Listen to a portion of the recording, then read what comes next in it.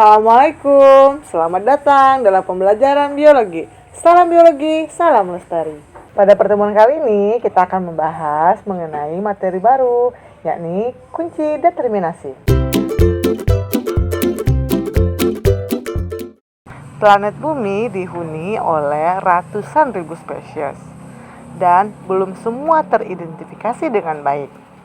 Jika kamu berkesempatan untuk menemukan satu spesies baru, apa sih yang harus kamu lakukan?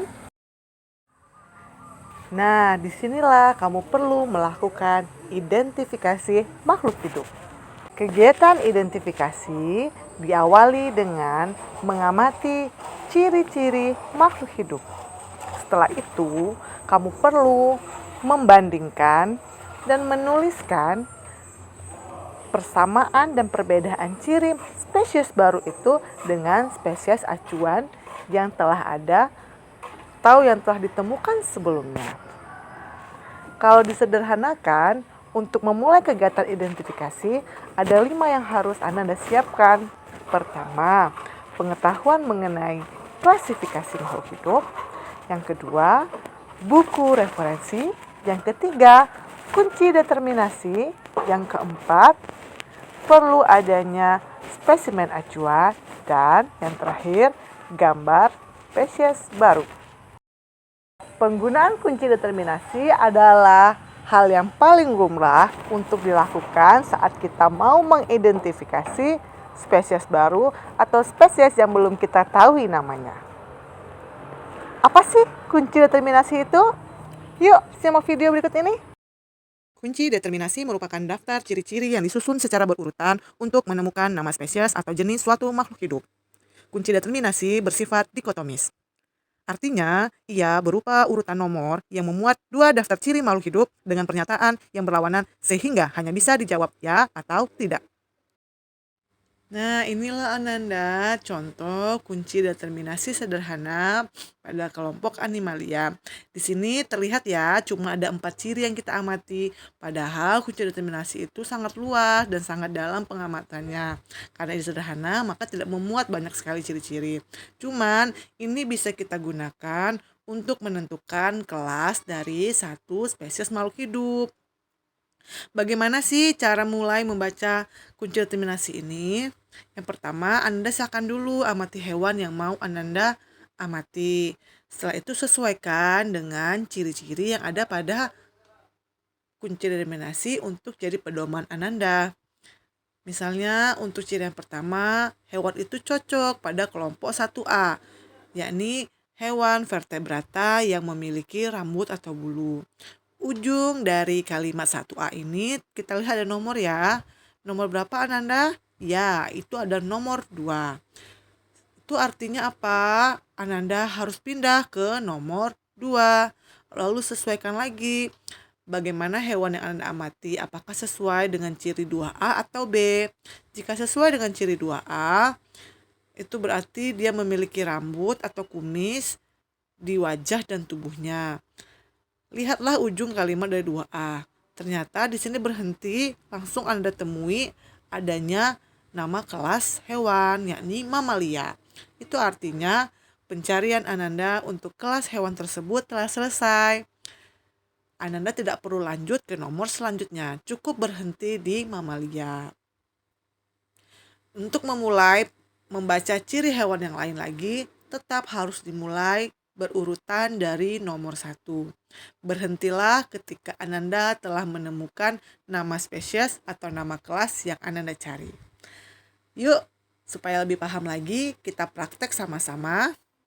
Ada yang kenal hewan ini siapa? Ya, betul, ini kucing. Yuk, kita baca kunci determinasinya. Nah, pertama Anda harus lihat dulu ciri-ciri dari kucing ini. Apakah dia masuk ke ciri 1A? Ingat ya, kita membaca dari nomor 1 dulu. Lihat, apakah dia termasuk vertebrata? Ya betul, dia ada tulang belakang. Terus, apakah dia memiliki rambut atau bulu? Kita lihat hampir di seluruh tubuhnya ditutupi oleh rambut. Dan dia termasuk ke dalam ciri 1A. Ujung dari ciri 1A adalah nomor 2. Itu artinya Ananda sekarang pindah lagi ke ciri nomor 2. Ada 2 pilihan Ananda. Yang pertama, coba dilihat dulu. Yang kedua, masuk manakah Ananda? Ya betul, dia memiliki rambut atau kumis yang tumbuh di wajah atau tubuh. Di ujung dari nomor 2A itu ada kata mamalia. Itu artinya pencarian kita telah selesai. Dapat kita simpulkan kucing termasuk ke dalam kelas mamalia.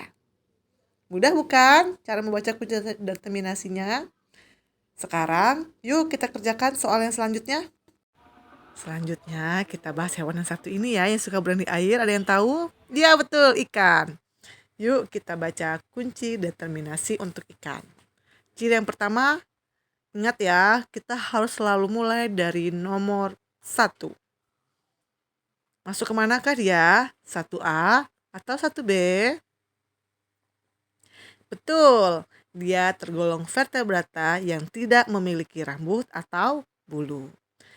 Ujung dari nomor 1B adalah angka 3. Artinya Ananda pindah ke nomor 3. Yuk kita baca ciri nomor 3. Manakah yang paling sesuai dengan ciri ikan? Ya betul, tubuh ditutupi sisik. 3A. Ujung dari 3A itu ada angka 4. Artinya apa? Ya betul, kita pindah ke ciri nomor 4. Nah sekarang kita lihat nih, ikan bernapas dengan apa ya? Betul sekali Ananda, ikan bernafas dengan insang dan ia bertelur di air. Itu paling sesuai dengan ciri 4B. Ujung dari ciri 4B ialah kata Pisces. Itu artinya pencarian kita telah selesai. Jika Ananda telah bertemu dengan kata, nama, atau kelas dari yang kita cari, itu dapat kita simpulkan ikan termasuk ke dalam kelompok Pisces. Selesai.